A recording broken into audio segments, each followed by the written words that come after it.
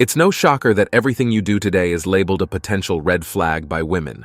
Whether you treat her kindly, play the Chad role, or cater to her every need, you're setting off alarms. Fail to meet her expectations? You're the bad guy.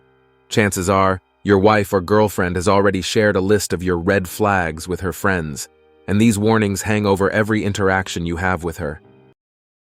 Women are now less and less getting married, less and less having children before the age of 30. Why do you think that is? Women are delusional. We think we're hotter than we are. Women tend to want traditional men. Men tend to want traditional women. But like, how many women like have a cookbook, know how to cook from scratch? How many women would delete their Instagram because their husband told them to? Or even delete certain photographs. The men are looked at as dogs if they cheat, but the women are not looked at as dogs if they have a provocative picture on their Instagram. And if anything, they'll die trying to defend it. And the men are shamed for it. They're called controlling. And I'm just like, for not wanting your tits on Instagram, like, get out of here.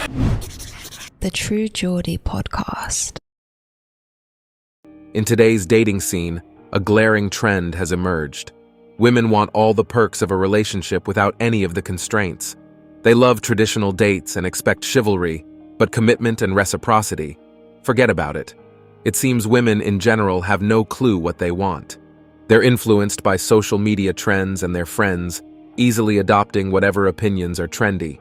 If a friend suddenly decides that a guy giving flowers is a red flag, she'll go along with it, even if she used to love getting flowers. So, what was once a sweet gesture can suddenly become a major no-no. The biggest red flag? Someone who spends years in the dating game without finding a life partner, getting married, or committing to one person. Prolonged singledom raises serious questions about their character. This goes for both men and women. Finding a meaningful connection shouldn't be a drawn-out, complicated process. The right person is out there, and it's not as tough as some make it out to be. If you're not 6 foot or make six figures, women don't want you. We all know dating has become increasingly difficult due to the inflation of female standards. With the amount of options women have on social media and dating apps, it has severely skewed the perception of what is desired and attainable. But as a nearly 6 foot man, multi-six-figure earner, handsome, no kids, and under 30, we can have preferences too. For example, I prefer a woman who is 5'5" to 5'7". I prefer a woman who makes at least $60,000 a year. I prefer a woman who is educated and comes from a good family background. Now, I've earned the right to have these preferences, but the issue is that most women have not. That's like a guy who smokes weed all day in his mom's basement saying that he deserves a Playboy model. You're delusional. And for the woman with delusional standards, I guarantee you that the husband that you will one day settle for is nothing like the Prince Charming you imagined. Younger men are bound to notice a glaring discrepancy between what women say they want, what they claim to tolerate or reject, and their actual behaviors.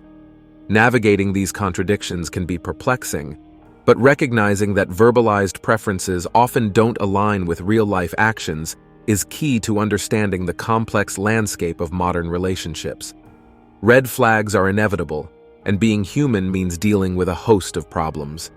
When looking at the future occupancy of retirement homes, one can't help but wonder about the mix of individuals who abandoned dating due to perceived insurmountable challenges, and those women who set seemingly unattainable standards. The idea that some women manage to rack up multiple dates daily or hit 28 dates in a month is laughable. To pull that off, they'd need to be financially supported by their parents because, realistically, who has that kind of time? Especially if you have a job, swiping and messaging that much is a stretch. I'm going to record this. It's called the Female Delusional Calculator. Now watch this. This is what I'm going to love. This is backed by the United States Census Bureau. It's factual data. Define a man of my dreams. So I'm going to plug this in here. 28 to 45. Any race, color, white, black, or Asian. I'm going to exclude obese men. I'm sure you don't want an obese guy. And let's just say they need to make at least $100K a year.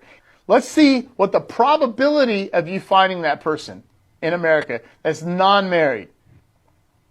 You have a 5.6% chance. So apparently all these high-value men are just off the market by age 28. Good luck, people. So what you're saying is if I eat less tacos, I'll be a rare catch. Though TBH, I'll probably just stick with tacos. Sounds better than dealing with women, to be honest. But I mean, this also is kind of sad because it's showing the fatness of America. We need help. Today's dating scene gives women a default pass, assumed innocent until proven otherwise, while men are guilty until proven innocent. It's a sad state where men are labeled guilty even when they're proven innocent, or still considered innocent despite evidence against them.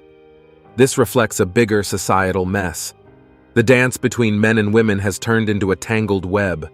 Responding to complaints about compliments, dating pressures, and even casual glances, men tried to meet women's desires, only to find their efforts unreciprocated and interest waning. This endless loop suggests a serious lack of direction. In our gynocentric society, any woman can wreck a man's life with one accusation, a power imbalance made worse by the "Believe all women" mantra of the Me Too movement. The Me Too movement started with good intentions, but has morphed into something anti-male. The "Believe all women" mantra has turned dating into a rigged game for men, so many men play it safe, avoiding anything that might be misconstrued and land them in hot water. Men's current attitudes toward women are often reactions to what they see. Despite how women present themselves, a growing frustration and perceived immaturity make sustained conversations a minefield. Men steer clear of ambiguous situations to avoid unintended consequences, no matter how attractive women might be. So why do women see red flags in almost everything men do? The big culprit is hypergamy. Hypergamy thrives on convenience and raw instincts. Women need to dump emotional baggage, seek revenge, or feel more desirable post-breakup. If they leave for what they think are greener pastures, a new relationship can give them a boost instead of feeling lonely and sad. The thrill of lustful conquest is another powerful driver until real love shows up. While some argue, love isn't just a feeling, it's what you do. Hypergamy is so embedded in our culture that it's almost impossible for women to resist. Even if she claims to be faithful, secret infidelity is more common than openly admitted monogamy, especially in the West. And let's talk about social media. When a woman is constantly posting hot selfies or craving attention, she's basically marketing herself to other men. Those frequent, attention-seeking posts, they're magnets for male interest, showing she's out for validation. So when women spot red flags in men's actions, it often ties back to hypergamy, convenience, primal instincts, and the chase for desirability and attention. Understanding this sheds light on the tangled mess of modern relationships. And that's it for today on Sigma Traits. Make sure you hit that like button, smash that subscribe button, and don't forget to ring that notification bell. Support this channel through membership. You can also support through PayPal, link in the description. Let us know your thoughts in the comments below. See you all tomorrow.